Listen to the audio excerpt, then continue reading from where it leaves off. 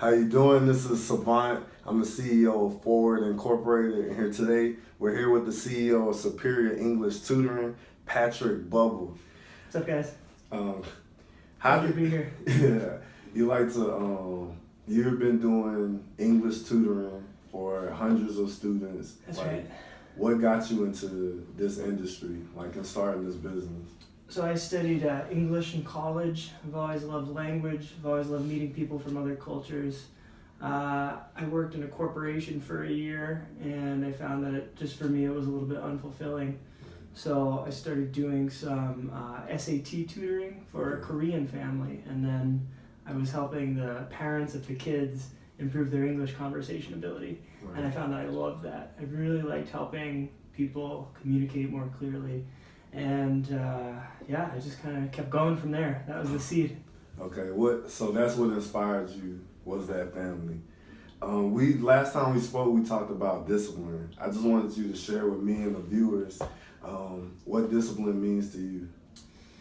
Yeah, it means everything to me. It means everything to me. I think discipline is about consistency. I think you have to identify what your goals are, what your priorities are, and you have to just keep walking toward them every day, every step. And I think the key is that a lot of people expect each step, each phase to be very fulfilling, very enjoyable, and it's not always enjoyable. Right. Which isn't to say you shouldn't do it. Of course you should do it, but you just have to be resilient. You have to be tough. You have to have some grit to keep going, even when you don't want to. I was listening. I don't know if you listened to the Joe Rogan podcast. He had a guy on named Jocko Willink. Okay. He's got a podcast that's kind of trending these days. I think he's a retired Navy SEAL, right. And this guy is crazy. He gets up at 3 a.m. to work out, and he talks about how disciplined he is, waking up at the same time every day. And people complain. They're like, "Oh, I can't do it." And it's like what you were saying before we started. Everyone can do it. Right. You can do it. Once you do it, you know you can do it. So consistency, doing it, just getting started, and accepting difficulty. I think those are all aspects of discipline. And if you can get better at all of those things, the sky's the limit. Right. And that's what Ford is trying to push, to make sure that people are disciplined when it comes to saving. So as you know, I'm in financial tech. The viewers want to know, what are your personal financial habits that you think that have helped you to get to the position that you're in right now? Yeah, that's a great question. We talked about it when we met a little bit. I try to really minimize small expenses because they really do add up. Whether that's, I think you've said it before in your videos, having a cocktail, having an expensive Starbucks coffee, you can let that stuff go. If you have savings milestones, if you want to invest more in your own business, you want to invest in yourself, in your education, things that you know are overall more meaningful than a coffee or a cocktail, you have to consistently be willing to set those things aside. I also think too that what you should do is you should reward yourself. Right. So if you can say, hey, 4 weeks in a row, when I would normally have this coffee, I didn't have it. Tell yourself, now I can have 1 coffee. Right. So that's, you had 1 when you would have had 4. So that's good. You saved the price of those 3 coffees you didn't have, and you feel like you gave yourself a little reward. So minimizing costs, giving myself little rewards sounds kind of silly, but I find it's motivating. I find even little rewards are motivating. And then kind of more big picture milestones, annual savings goals. Right. Thinking about the future always. I mean, probably you've mentioned this. I think an IRA is huge for people who are self-employed, starting out like I was. The exponential growth is just crazy. You put $1,000 in there, and you look at it 30 years later, and you've got a big chunk of money. Those are 3 off the top of my head. All right. We also have viewers that are entrepreneurs, and one of them asked, what is your number 1 hurdle that you had to get over for starting your business? Paying for this place. Paying for this space. If you don't know, we're in a co-working space right now where we work. Yeah, this is a private office, and it gives me access to a number of conference rooms over here. WeWork is a great company if you're starting out too.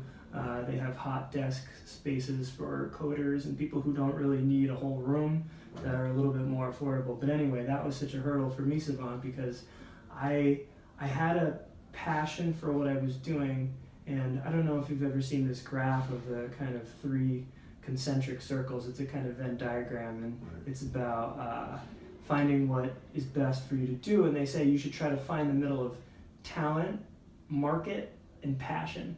Right. And I think that's a really nice, simple visual tool to think about, all right, where am I in the middle? And I feel like I had that with English tutoring, talent, market, and passion. But being a somewhat financially conservative person, I was doing all freelancing work at a public library in Cambridge. And so I was trying to keep my overhead as low as possible, but there was only so much growth you could do in a space that's not yours. Yes. Can't hire people in that kind of space. So I eventually got to a point where I said, okay, if I have, X amount of money saved, I'll be comfortable investing in myself, investing in my business, and paying for a space like this. And so I did it a little bit cautiously, but I'm so glad I did it. I'm so glad I went that extra mile. So I think that's the kind of gap between being a sort of independent freelance person and then maybe trying to expand and trying to have a business presence. That's a big hurdle. It's a financial hurdle. It's an emotional hurdle. But again, I think if you feel that you're in that middle of talent, market, and passion, and you've saved money and you're prepared and you've done your homework, you got to just go for it. Eventually, you got to take a leap of faith and go for it. I believe that every successful person, they have daily mantras, things that they do every day. So what is the things that you do every day that helps you, do what you do with being the CEO of your company? I'm so happy you asked me that question because I have a little something for you. It's just, I'll tell your viewers, they might be interested. This is a little project I did. It's called 1000 till 30. Okay. So I turned 30 earlier this year. I have a belated birthday. Thanks, yeah. It was a while ago, but thank you. I appreciate it. From long story short with this project, from 27 and change until my 30th birthday, every day of my life, I got in a photo with a new person. Okay. So I met over 1,000 strangers because some days it was more than one person. Right. And it was a really fulfilling project. At the time I had a lot of I was working very hard on my business, and I also have a kind of creative side to me, and I love meeting people. And I was thinking a lot about consistency, how important it is to do something every day. So I said, I'm going to try to do something for 1,000 days in a row. And I achieved my goal. I got in a photo with a new person every day, and I would often ask people questions like the one you just asked me. I would ask people, do you have any life wisdom to share? And one quote that I encountered that I really loved, and this is I've adopted it as a mantra for myself, it's from William James, who's known as the founder of American psychology. He said, the art of being wise is knowing what to overlook. And that to me is a very elegant way of saying don't sweat the small stuff. Right. Because I think, at whatever level you're at, you're gonna get bogged down at times. You're gonna feel like there's a lot on your plate, but there are some things that don't matter so much. There are other things that really matter and deserve your energy and attention, and there are other things that you have to let go of. And for me, I do have a kind of controlling streak maybe, where I think I could that's probably common with a lot of business owners, they think they could mastermind everything. Right. But I've really realized that it's so important with certain things in your life to say, this one's out of my control and I'm not going to worry about it. Right. All right, for our last question, there may be viewers that are watching that they don't have the savings, they have student loans. Like, what piece of advice can you give them and let them know that they'll reach their financial goal and they can be the financial athlete that we want them to be with Ford to help them win the game of finance? Yeah, that's a great question. I would say don't give up, first of all. Once you make your goal, don't quit, and start small. That's it. Every single person, you have to start small. When you have a big goal, if you just think about, if you're in a lot of debt, for example, let's say you have got 6 figures of debt, which is not uncommon in the US, and you're thinking, if you're saving at an annual rate of, let's say, $4,000, you're thinking, oh man, at that rate, 25 years until I got out of debt, right? But with that kind of arithmetic, you're also not considering that if you're working hard, your salary is going to go up. Right. If you're saving, that $4,000 figure can become $5,000 saved per year, $6,000 per year.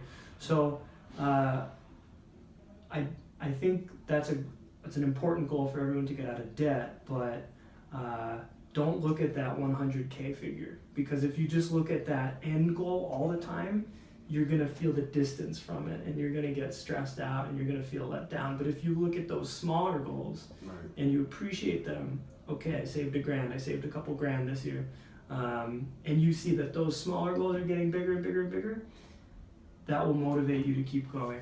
So it's important to have that long-term vision, I would say, but don't get too intoxicated thinking about that, because you have to just keep your feet on the ground. You have to keep going every day. You can't give up and start small. Even if you save $500 in a year, that's awesome. That's great. If you went from zero savings to saving a few $100s even in a year, that's great. That's exponential growth. From 0 to 500 is a huge increase. So start small, don't give up, keep going. All right, if any of the followers want to know what Patrick Bubul is doing, where can they follow you? If they want to learn more about Superior English Tutoring, where do they need to contact you at? So I would say check out 1000 till 30, 1000 TIL 30 on Instagram, and I guess for everything else, Twitter is a good place, at Pat Bubul, PATBUBUL. And Savant, thanks so much for this privilege. It's been really nice. It was a pleasure. This was our first guest of Forward the Culture, the CEO edition. And remember that you have to hang with the winners, because the conversation is different. Wow.